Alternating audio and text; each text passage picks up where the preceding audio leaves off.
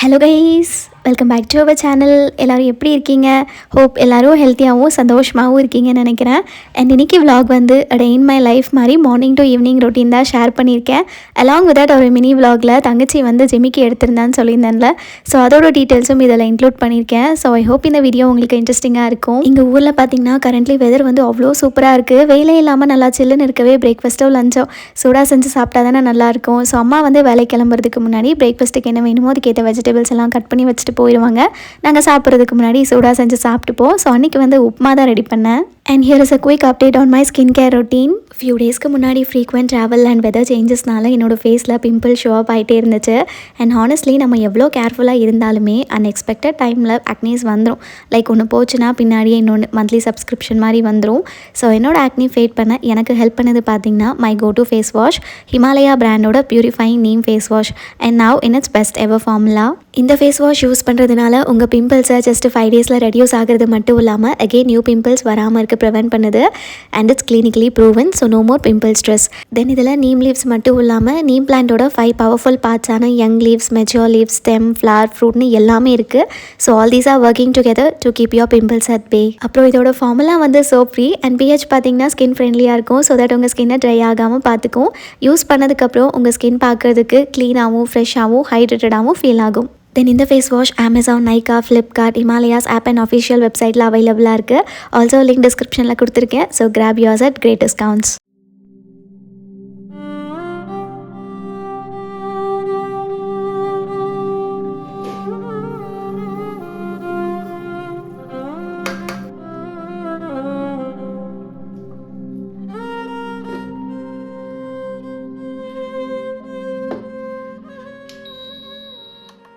Past few டேஸாக notice பண்ணியிருந்தீங்கன்னா தெரிஞ்சிருக்கும். நான் வந்து லைட்டாக வெயிட் கெயின் பண்ணியிருக்கேன். லைக் 48 to 50 kgs கூட தான் மேக்ஸிமம் என்னோடய வெயிட் இப்போ இருக்குது.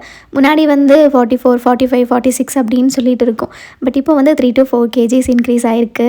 பெருசாக இதுக்குன்னு செப்பரேட்டாக டயட்லாம் கிடையாது. கரெக்டாக 3 மீல்ஸ் வந்து இப்போ ரெகுலராக எடுத்துகிட்ருக்கேன். அதே மாதிரி நைட் தூங்க போகிறதுக்கு முன்னாடியும் பிரேக்ஃபாஸ்ட் டைம்லேயும் ப்ரோட்டீன் மில்க் வந்து எடுத்துகிட்ருக்கேன். ப்ரோட்டீன் பவுடர்னால் வேப் ப்ரோட்டீன் கிடையாது. இது நார்மலாக இந்த நட்ஸ் எல்லாம் சேர்த்து செய்வாங்கள்ல, அந்த ப்ரோட்டீன் பவுடர் தான் வெறும் பாலில் போட்டு குடிச்சிட்ருக்கேன். இனிஷியலி எனக்கு அதோட டேஸ்ட் வந்து ரொம்ப வியர்டாக இருந்தது. லைக் ஐஸ்கிரீமை பாலில் போட்டு குடிக்கிற மாதிரி. பட் குடிக்கவே எனக்கு பழகிருச்சு. இப்போ ஒன்றும் அந்த அளவுக்கு டிஃப்ரென்ஸ் தெரியல. இதே மாதிரி ப்ராப்பராக 3 மீல்ஸ் கண்டினியூ பண்ணிகிட்டே போனால் என்னோட பிஎம்ஐக்கு ஏற்ற மாதிரி வெயிட் வந்து சூப்பராக மெயின்டைன் பண்ணலாம். அண்ட் இந்த பார்சல் பார்த்திங்கன்னா அப்போ தான் மிந்த்ராவில் ரிசீவ் ஆச்சு. இந்த குர்த்தி செட் வந்து மிந்த்ராவில் ரேண்டமாக ஏதோ செக் பண்ணி பார்க்கும்போது கிடச்சிது. ஆஃபரில் போட்டிருந்தாங்களா. எனக்கு இந்த ஒயிட்டில் பிரிண்டட் வந்தது ரொம்ப பிடிச்சிருந்தது. சரி ட்ரை பண்ணி பார்ப்போம் அப்படின்னு சொல்லிட்டு ஆர்டர் போட்டிருந்தேன். இதோட ப்ரைஸ் வந்து 1000 rupees என்னமோ இருக்கும். எனக்கு பர்சனலி இந்த ஒயிட் கலர் குர்த்திஸ் அப்படின்னாலே ரொம்ப பிடிக்கும். அதுலேயும் பர்டிகுலராக இந்த மாதிரி எம்ப்ராய்டரி ஒர்க்லாம் கொடுத்துருந்தாலே போடுறப்போ ரொம்ப சூப்பராக இருக்கும். இதில் பார்த்தீங்கன்னா இந்த பிங்க் அண்ட் க்ரீன் காம்பினேஷனில் எம்ப்ராய்டரி ஒர்க் கொடுத்துருக்காங்க. அதுக்கப்புறம் நெக் கிட்ட ஒரு டைப்பும் இருக்குது. அதே மாதிரி ஸ்லீவ்ஸ் கிட்ட சின்னதாக ஒரு டீட்டெயிலிங்கும் இருக்குது. தென் பேண்ட் வந்து சேம் ஒயிட் கலர் ட்ரௌசர் டைப்பில் இருக்குது. அப்புறம் எனக்கு இதில் ரொம்ப பிடிச்சதே இந்த துப்பட்டா தான். டாப் அண்ட் பாட்டம் வந்து ரயான் மெட்டீரியல், வேற துப்பட்டா வந்து பாலிசிஃபான். ஸோ போட்டதுக்கப்புறம் அப்பப்போ கீழே விழுகுங்கிற பிரச்சனையே கிடையாது. ரொம்ப கம்ஃபர்டபுளாக நல்லாயிருக்கு. நான் வந்து எக்ஸசைஸ் போட்டிருந்தா கரெக்டாக இருந்திருக்கும். பட் அந்த சைஸ் அவைலபிளாக இல்லாததுனால எஸ் சைஸ் போட்டிருக்கேன். வேஸ்ட் கிட்ட மட்டும் லைட்டாக லூஸாக இருக்குது. அது மட்டும் ஆல்ட்ரு பண்ணால் சூப்பராக இருக்கும். ஃபெஸ்டிவல், சின்ன சின்ன அக்கேஷன்ஸ், அப்புறம் கோயிலுக்கு போகிறப்போ வியர் பண்ணிட்டு போனோன்னா ரொம்ப நல்லாயிருக்கும். இதோட லிங்க் வந்து நான் டிஸ்கிரிப்ஷனில் கொடுக்குறேன், செக் பண்ணி பாருங்கள். அதுக்கப்புறம் இந்த குர்த்தா செட் பார்த்திங்கன்னா மிந்த்ராவில் பார்த்தேன். பட் அதில் வந்து ப்ரைஸ் அதிகமாக இருக்கவே ஃப்ளிப்கார்ட்டில் செக் பண்ணி பார்க்கும்போது 430 rupeesக்கு இந்த 3 பீஸ் குர்த்தா செட் நான் வாங்கினேன். இந்த குர்த்தி செட் எனக்கு பிடிச்சதுக்கான ரீசனுமே இந்த துப்பட்டா தான். ஆனால் ஃபோட்டோவில் பார்க்கும்போது பெருசாக இருக்கிற மாதிரி இருந்தது. பட் ரிசீவ் ஆனதுக்கப்புறம் பார்த்தா டபுள் சைட் போடுறப்போ குட்டியாக இருக்குது. சிங்கிள் சைட் போட்டால் கொஞ்சம் நல்லாயிருக்கும். அதே மாதிரி துப்பட்டா இல்லாமல் போட்டிங்கன்னா குவாட் செட் மாதிரி நல்லா இருக்குது. ஏன்னா கம்ப்ளீட் பிளெயினாக. ஸோ எப்படி வேணாலும் நீங்கள் ஸ்டைல் பண்ணிக்கலாம். துப்பட்டா போட்டிங்கன்னா இன்னும் கொஞ்சம் நல்லா ட்ரெடிஷ்னலாக தெரியும். பட் இதோட மெட்டீரியல் குவாலிட்டி சாஃப்டாக இருந்தாலும் ரொம்ப மெலிசாக இருக்குது. ஸோ மெஷின் வாஷ் பண்ணாமல் ஹேண்ட் வாஷ் பண்ணோம் அப்படின்னா லைஃப் வரும். இதோட லிங்க்குமே கீழே கொடுக்குறேன், தேவைப்பட்டுச்சுன்னா செக் பண்ணி பாருங்கள்.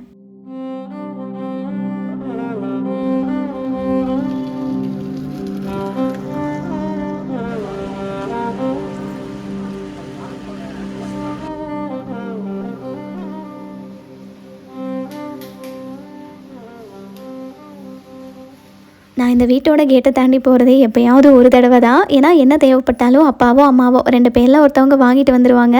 ஸோ எனக்கு வெளியே போகிற வேலை இருக்காது. பட் அன்றைக்கி வந்து ஆஃப்டர்நூன் லஞ்சுக்காக கொஞ்சம் காய்கறி தேவைப்பட்டுச்சுன்னு சொல்லிட்டு முன்னாடி இருக்கிற மார்க்கெட்டுக்கு போனது அவ்வளோதான். ரிட்டன் வரப்போ முழுசாக மழையில் நனைஞ்சிட்டு வந்தாச்சு. இப்போல்லாம் ஃபோன் எடுத்துகிட்டு போகிறோமோ இல்லையோ, மறக்காமல் எங்கே போனாலும் கொடையை தூக்கிட்டு போனதாக தப்பிச்சு வர முடியும். அப்புறம் வந்த உடனே ட்ரெஸ் சேஞ்ச் பண்ணிவிட்டு காய்கறிலாம் எடுத்து வச்சுட்டு லஞ்ச் செய்ய ஆரம்பிச்சிட்டேன். எங்கள் வீட்டில் பார்த்திங்கன்னா ஒரு 5 இயர்ஸ்க்கு முன்னாடி ரிங்வார்ம்னு சொல்லிட்டு இந்த ஸ்கின் டிசீஸ் எல்லாருக்குமே ஸ்ப்ரெட் ஆனதும் ஹாஸ்பிட்டலில் செக் பண்ணி பார்க்குறப்போ ஃபுட் ரெஸ்ட்ரிக்ஷனில் ஃபஸ்ட்டாக கத்திரிக்காய் கட் பண்ண சொல்லிட்டாங்களா.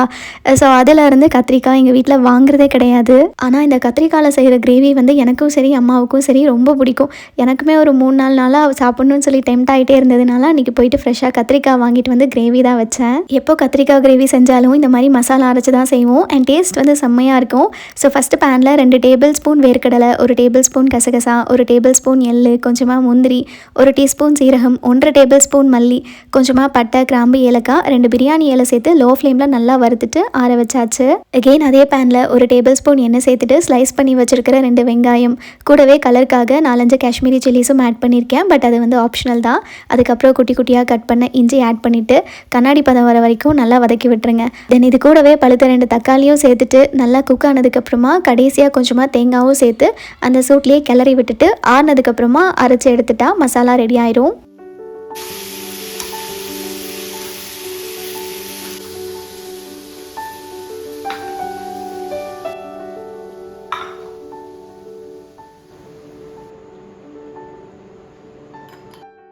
இப்போ கத்திரிக்காய் ரோஸ்ட் பண்ணுறதுக்கு முன்னாடி அதை நல்லா கழுவிட்டு மேலே இருக்கிற பாட்டை கட் பண்ணதுக்கப்புறம் 2 ஸ்லிட்டு போட்டுட்டு ஆயிலில் சேர்த்து கொஞ்சமாக உப்பும் போட்டு நல்லா ரோஸ்ட் பண்ணி எடுங்க. ஒரு 5 to 6 மினிட்ஸ்க்கு நல்லா சாஃப்ட் ஆகிற வரைக்கும் லிட் கவர் பண்ணி குக் பண்ணோம் அப்படின்னா கத்திரிக்காய் வந்து நல்லா சாஃப்டாக சூப்பராக இருக்கும். மீன்வைல் இந்த தக்காளி வெங்காயம் வதக்கி வச்சோம் பார்த்தீங்களா, அது ஆறுனதுக்கப்புறமா மிக்சர் ஜாருக்கு மாற்றிட்டேன். அது கூடவே வறுத்து வச்சிருக்கிற மசாலா பவுடர் சேர்த்ததுக்கப்புறமா 2 டீஸ்பூன் மிளகாய்த்தூள் ஆட் பண்ணியிருக்கேன். இது வந்து நல்லா காரம் இருக்கும், அதனால் 2 டீஸ்பூன் எங்கள் காரத்துக்கு கரெக்டாக இருக்கும். ஸோ நீங்கள் அதை பார்த்து சேர்த்துக்கோங்க. இப்போ கொஞ்சம் கொஞ்சமாக தண்ணி சேர்த்து நல்லா நைஸாக அரைச்சி எடுத்துட்டோம் அப்படின்னா டக்குன்னு கிரேவி வச்சிடலாம். இந்த சைட் கத்திரிக்காய் நல்லா வெந்ததும் அதை தனியாக எடுத்து வச்சுட்டு அது கூடவே கொஞ்சமாக கருவேப்பிலையும், அதுக்கப்புறம் அரைச்சி வச்சோம் பார்த்தீங்களா அந்த மசாலா, அதுக்கப்புறம் லெமன் சைஸ்க்கு கொஞ்சமாக புளி ஊற வச்சுருந்தேன். அதை கரைச்சி சேர்த்ததுக்கப்புறமா கிரேவி கன்சிஸ்டன்சிக்கு ஏற்ற மாதிரி தண்ணி வந்து சேர்த்துக்கலாம். நான் வந்து 1 கப் அளவுக்கு ஆட் பண்ணியிருக்கேன். நீங்கள் இந்த கிரேவிக்கு தண்ணி கொஞ்சம் அதிகமாக சேர்த்தாலும் பிரச்சனை இல்லை. ஏன்னா ஆல்ரெடி முந்திரி வேர்க்கடலைலாம் சேர்த்ததுனால நல்லா திக்னஸ் கொடுக்கும். அதே மாதிரி இந்த புளிப்பு காரம்லாம் பேலன்ஸ் பண்ணுறதுக்காக கொஞ்சமாக வெல்லமும் ஆட் பண்ணியிருக்கேன். கடைசியாக உப்பு, ரோஸ்ட் பண்ணி வச்சுருக்கிற கத்திரிக்காய் சேர்த்துட்டு லோ ஃப்ளேமில் ஒரு 10 to 15 மினிட்ஸ்க்கு நல்லா கொதிக்க வச்சுட்டு கடைசியாக கொத்தமல்லி தூவி இறக்கிட்டிங்கன்னா டேஸ்டியான கத்திரிக்காய் கிரேவி ரெடி. இந்த கிரேவி ஒரு சைடு கொதிக்க வச்சுட்டு ஈவினிங் ஸ்நாக்ஸ்க்கு ஒரு சிம்பிளான ரெசிபி தான் ட்ரை பண்ணேன். பெருசாக ஒன்றும் கிடையாது. பொட்டேட்டோ சீஸ் பால் செய்வோம்ல, அதுலேயே நான் எக்ஸ்ட்ராவாக பன்னீரும் ஆட் பண்ணியிருந்தேன். ரொம்ப ஈஸி தான், ஆனாலும் எனக்கு கடைசியில் ஒரு டிசாஸ்டராக தான் வந்துச்சு. ஸ்டஃபிங்க்கு பார்த்திங்கன்னா வேக வச்சு மசிச்சு வச்சுருக்கிற உருளைக்கிழங்கு, கூடவே துருவின பன்னீர், கொஞ்சமாக இஞ்சி, கொத்தமல்லி, அப்புறம் மொசரல்லா சீஸ், கொஞ்சமாக ஆரிகானோ, சில்லி ஃப்ளேக்ஸு, ரோஸ்ட் பண்ணி வச்சுருக்கிற சீரக பொடி, உப்பு இதெல்லாத்தையும் போட்டுட்டு நல்லா பிசைஞ்சு வச்சுட்டேன். சொல்ல மறந்துட்டேன், இது கூடவே கொஞ்சமாக லெமன் ஜூஸும் ஸ்க்வீஸ் பண்ணி சேர்த்துருக்கேன். இது எல்லாத்தையுமே நல்லா மிக்ஸ் பண்ணிவிட்டு ஈவினிங் செஞ்சுக்கலாம் அப்படின்னு சொல்லிட்டு இது ஒரு சைடு எடுத்து வச்சாச்சு.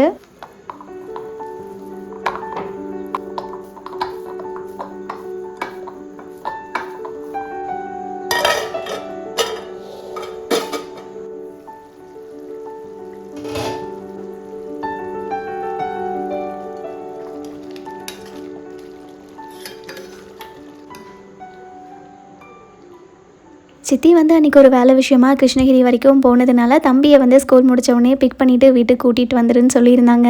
ஸ்கூல் வந்து இங்கேருந்து ரொம்ப பக்கம் நினச்சிட்டு தான் நானும் நடந்து போனேன். ஆல்ரெடி வண்டியில் போயிருக்கேன், ஆனால் நடந்து போனதில்லை.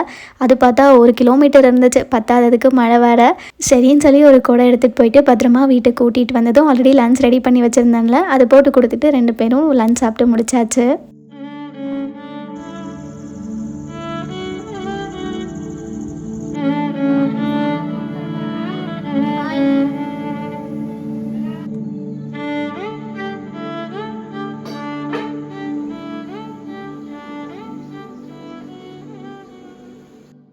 அன்றைக்கி ஈவினிங் வந்து அம்மாவும் கொஞ்சம் சீக்கிரம் வந்துட்டாங்களா, சரி ஸ்நாக்ஸ் ரெடி பண்ணி கொடுத்துடலாம் அப்படின்னு சொல்லிட்டு நானும் செய்ய ஸ்டார்ட் பண்ணிட்டேன்.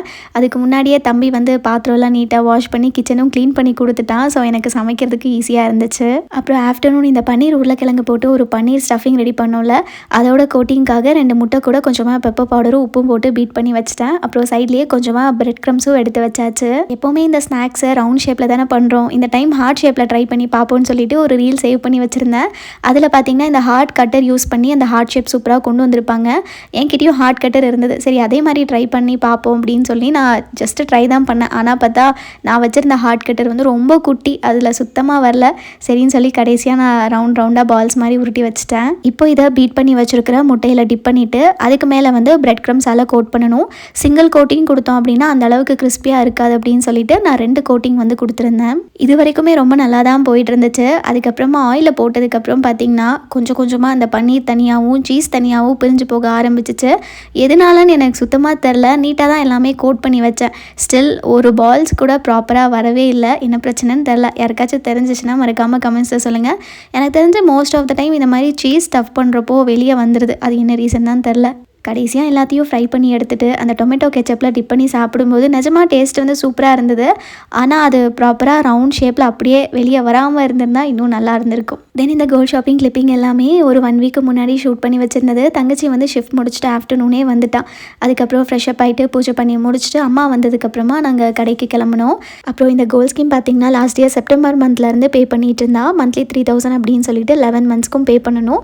ஸோ மெச்சூரிட்டி வந்து ஆகஸ்ட் மந்தில் முடியும். ஸோ அதுக்கு முன்னாடி நம்ம ப்ரியராக பே பண்ணிவிட்டு கூட ஜுவல் எடுத்துக்கலாம். ஸோ நாங்கள் அப்படி பிளான் பண்ணி தான் ஜூலைலேயே எடுத்துட்டோம். ப்ளஸ் தங்கச்சி ஜாயின் பண்ணியிருந்த ஸ்கீம் பார்த்திங்கன்னா அமௌண்ட் ஆட் ஆகும். லைக் 3000 per month அப்படின்னா 11 மந்த்ஸ்க்கு 33,000.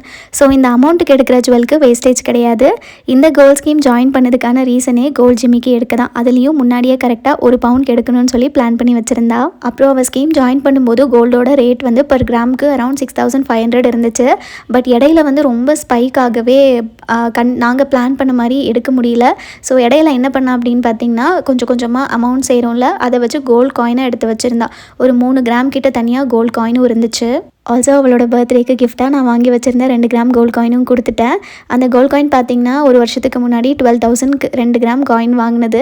பட் இப்போ அதோட விலை வந்து 18,000, ஆல்மோஸ்ட் 5,000 கிட்ட ப்ராஃபிட் தான். தென் போன உடனே 1 பவுண்ட் ரேஞ்சில் எந்தெந்த ஜிமிக்கி இருக்கோ அந்த டிசைன்ஸை காட்ட சொல்லி கேட்டிருந்தோம். அதில் இந்த ஒரு டிசைனும் இதுக்கு முன்னாடி காட்டினேன் பார்த்தீங்களா, அந்த ஒரு டிசைன் வந்து 2மே அவளுக்கு ரொம்ப பிடிச்சிருந்துச்சு. ஆனால் அம்மாவுக்கு வந்து அந்த 2மே இல்லாமல் 3ஆவதாக இந்த ஜிமிக்கி ரொம்ப பிடிச்சிருந்தது. ஆனால் இது 1 பவுண்ட் கிடையாது, 11 கிராம் கிட்ட வரும். ஸோ எக்ஸ்ட்ராவாக 3 கிராம் கொடுக்கணும். அதே மாதிரி அவளோட ஃபேஸ் வந்து குட்டி. ஸோ பெரிய ஜிமிக்கியை விட அந்த மீடியம் சைஸ் ஜிமிக்கி போட்டால் தான் நல்லாயிருக்கும்னு சொல்லிட்டு அவளுக்கு பிடிச்சதே தான் கடைசியில் எடுத்தோம். சொல்லப்போனால் நானே ஜிமிக்கி எடுத்ததுக்கப்புறம் கொஞ்சம் பெருசாக எடுத்துட்டோமே அப்படின்னு சொல்லி தான் யோசித்தேன். ஏன்னா நான் எடுத்தது வந்து சாரீக்கு சூப்பராக செட் ஆகுமே தவிர இந்த சல்வார் சுடிதாருக்கு ரொம்ப பெருசாக தெரியும். பட் இந்த மாதிரி குட்டியாக வாங்கினோன்னா சுடிதார்ஸ்க்கு கூட நல்லா தான் இருக்கும். அண்ட் இப்போ காட்டினதில் எந்த டிசைன் ஜிமிக்கி எங்களுக்கு நல்லா செட் ஆச்சுன்னு சொல்லி மறக்காமல் கமெண்ட்ஸில் ஷேர் பண்ணுங்கள். ஆல்சோ இதோட மினி விளாக் ஷேர் பண்ணப்போ நிறைய பேர் வந்து என்கிட்டயும் இதே மாதிரி டிசைன் வச்சுருக்கேன், எக்ஸாக்ட் டிசைன் என்கிட்ட இருக்குன்னு சொல்லி நிறைய பேர் ஷேர் பண்ணியிருந்தீங்க. ஆக்சுவலி இந்த டிசைன்ஸ் எல்லாமே யூனிவர்சல் டிசைன் நினைக்கிறேன். நான் பார்த்த வரைக்கும் நிறைய கடையில் இந்த மாதிரி தான் பேட்டர்னில் இருக்குது. அதே மாதிரி பொண்ணுங்களுக்கு கோல்டு ஜிமிக்கி அப்படின்னாலே ஒரு தனி ஆப்சஷன் தான். வேறு எந்த டிசைன் கம்மல் போட்டாலும் இந்த அளவுக்கு அழகாக தெரியாது. பட் ஜிமிக்கி போட்டோம் அப்படின்னாலே அந்த லுக் வந்து ரொம்ப கம்ப்ளீட்டடாக தெரியும். ஃபைனலாக டிசைன் செலக்ட் பண்ணிவிட்டு எஸ்டிமேஷன் போட்டு பார்த்ததுக்கப்புறமா நாங்கள் பே பண்ண அமௌண்ட் போக எக்ஸ்ட்ராவாக 4 கிராம் காயின் கொடுத்துட்டு ஜிமிக்கி எடுத்தோம். வேறு எந்த மணியும் எக்ஸ்ட்ரா நாங்கள் பே பண்ணலை. டோட்டல் பில் அமௌண்ட் வந்து அப்ராக்சிமேட்லி 76,000 ஆச்சு. அண்ட் அவளுக்கும் அது சாட்டிஸ்ஃபைட் தான். ஏன்னா 5 கிராம் கோல்டு காயினும் கொடுக்குற மாதிரி இருக்கும்னு நினச்சிட்டு தான் எடுத்துகிட்டு வந்தோம். பட் கடைசியில் 4 கிராம் காயின் மட்டும் கொடுத்துட்டு இன்னொன்று அப்படியே சேவ் பண்ணிட்டு போயிட்டோம்.